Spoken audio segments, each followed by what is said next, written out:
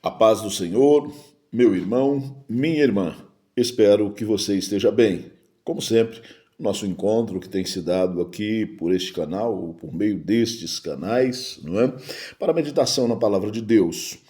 Eu louvo a Deus pela sua vida, louvo a Deus pela vida da sua família, louvo a Deus pela vida daquele que tem buscado na palavra do Senhor conhecimento, intimidade com Deus e, sobretudo, um meio para alegrar e para a manutenção do Espírito Santo. Amém? Louvado seja o nome de Jesus. Nós voltamos a meditar na palavra de Deus. Título da nossa mensagem hoje, do nosso estudo breve hoje, é a necessidade de ouvir a voz do Elias. Amém? E eu quero tomar como base, como ponto de partida, como alicerce para a nossa meditação, texto que está no livro dos Reis, o primeiro livro dos Reis, capítulo 17, versículo 1. Eu quero ler na Nova Almeida atualizada o texto que diz assim: Então Elias, o tisbita dos moradores de Gileade, disse a Acabe: Tão certo como vive o Senhor, Deus de Israel, a quem eu sirvo, não haverá orvalho nem chuva nos próximos anos, a não ser quando eu disser. Amém? Ainda hoje, amados, a voz do profeta Elias é atual e sua mensagem muito oportuna, porque a igreja vive num estado de frieza e de idolatria, talvez mais grave do que o momento em que, naquele tempo, estava vivendo Israel. São muitos os deuses desse tempo e aqueles que, pelo sincretismo, têm sido vistos nos cultos dos homens. Tem se atribuído a Mamon, um dos deuses deste século, a obra de provisão e não ao Deus do Salmo 23, que deve preencher o nosso coração por inteiro. O Deus da correção, mas também o Deus do amor, o Deus do vale, mas também o Deus que anda conosco no vale. O Deus da noite de choro, mas também o Deus da manhã de alegria. O Criador, o Deus Criador dos céus e da terra. O Deus que nos redimiu na cruz por meio da santíssima pessoa do seu Filho, tem sido trocado pelos Deus ou pelo Deus que o dinheiro representa na atualidade. Mamon foi considerado o Deus, unicamente o Deus capaz de disputar o coração do homem com o Deus verdadeiro, Deus criador de todas as coisas, chamado por Jesus no Evangelho de o outro Senhor, não é? Porque ele diz: vós não podereis ou não podeis servir a dois senhores. Amém, queridos? Foram poucas as palavras do profeta Elias, mas duras palavras. Aquelas palavras desafiavam de forma direta a autoridade do Deus dos fenícios, Baal, Deus agora adorado por Acabe, rei de Israel, e parte do povo de Israel. Acabe, que sem nenhuma possibilidade de injustiça pode ser rotulado de um rei sem pulso, né? O rei sem comando, né? O rei que entregou Israel aos mandos de uma mulher pagã, idólatra, satânica, tirana. Né? Elias foi levantado, foi chamado para uma missão cirúrgica, anunciar as sanções de Deus contra o pecado de Acabe, que, influenciado por Jezabel, levou Israel à idolatria e à adoração a deuses pagãos, em detrimento do Deus vivo, Criador dos céus e da terra.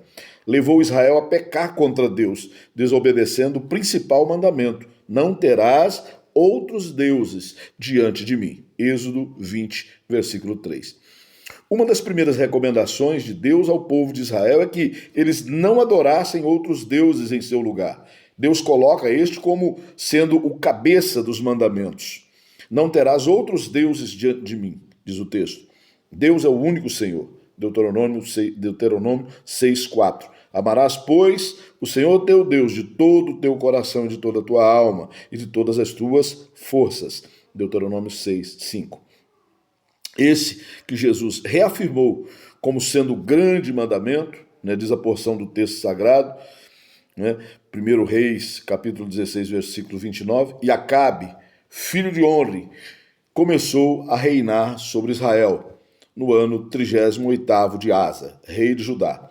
O rei Acabe, filho de Onri, sobre Israel em Samaria, 22 anos reinou. E fez Acabe, filho de Onri, o que era mal aos olhos do Senhor, mais do que todos os que foram antes dele.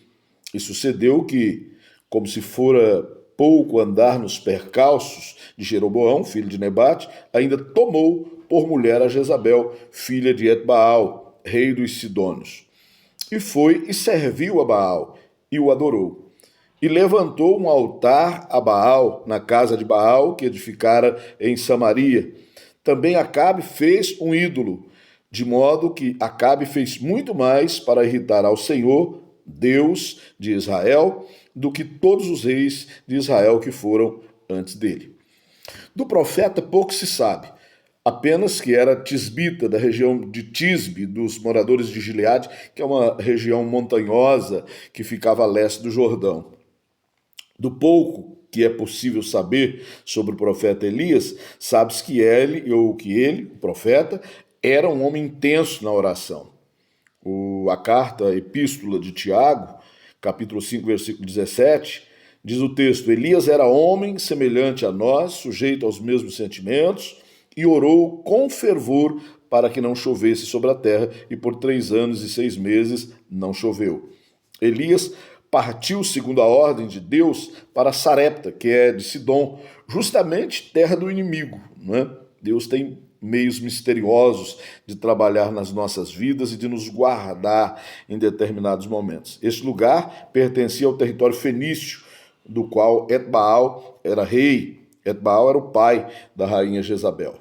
Amém? Baal era uma divindade importante na antiga mitologia cananeia e fenícia, conhecido principalmente como deus da fertilidade, da chuva e das tempestades. Baal era considerado senhor da terra e da natureza, responsável por garantir boas colheitas, prosperidade.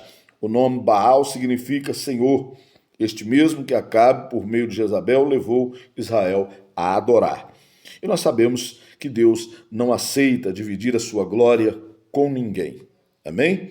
A Bíblia, no primeiro livro de Reis ainda, capítulo 18, versículo 20, diz assim: Então Acabe enviou mensageiros a todos os filhos de Israel e ajuntou os profetas no Monte Carmelo. Depois, Elias se aproximou de todo o povo e disse: Até quando vocês ficarão pulando de um lado para outro? Se o Senhor é Deus, sigam-no. Se é Baal, sigam-no. Porém, o povo não disse uma só palavra. Olha, mesmo com um apelo feito pelo profeta Elias, o povo não chegou à consciência da necessidade de arrependimento e preferiu pôr Deus à prova. Não há como entrar no reino, no entanto, sem transformação, e transformação somente é possível por meio do confronto que leva ao arrependimento. E nós percebemos que ali, não é, pelo menos não no exato momento das palavras proferidas por Elias, esse povo chegou a esse arrependimento. Os evangelhos relatam, em Mateus capítulo 3, versículo 1, que naqueles dias apareceu João Batista pregando no deserto da Judéia. Ele dizia: arrependam-se, porque está próximo o reino dos céus. Não tem outra maneira, outro meio de entrarmos no reino, né, de participarmos do reino, né, sem arrependimento. A Bíblia Nova Almeida atualizada, ainda em Mateus 17:10, diz: Mas os discípulos perguntaram a Jesus: Por que então os escribas dizem ser necessário que Elias venha primeiro? Jesus respondeu: De fato, Elias virá e restaurará todas as coisas. Eu, porém, lhes digo que Elias já veio e não o conheceram, e não o reconheceram. Pelo contrário, fizeram com ele tudo o que quiseram. Assim também o Filho do Homem irá sofrer nas mãos deles. Então, os discípulos entenderam que ele estava se referindo a João Batista. João, o Batista, veio por meio do ministério de Elias conscientizar o povo do pecado e chamar ao arrependimento, o único caminho que leva a Cristo. E a igreja, né, segue no pós-cruz, neste mesmo ministério, o ministério de anunciar a Jesus e chamar à conversão, que justamente passa pelo ato do arrependimento. O mundo e seus deuses do reino, do céu, né, são oponentes e devemos escolher enquanto é oportuno. Quer dizer, o mundo e seus deuses, né,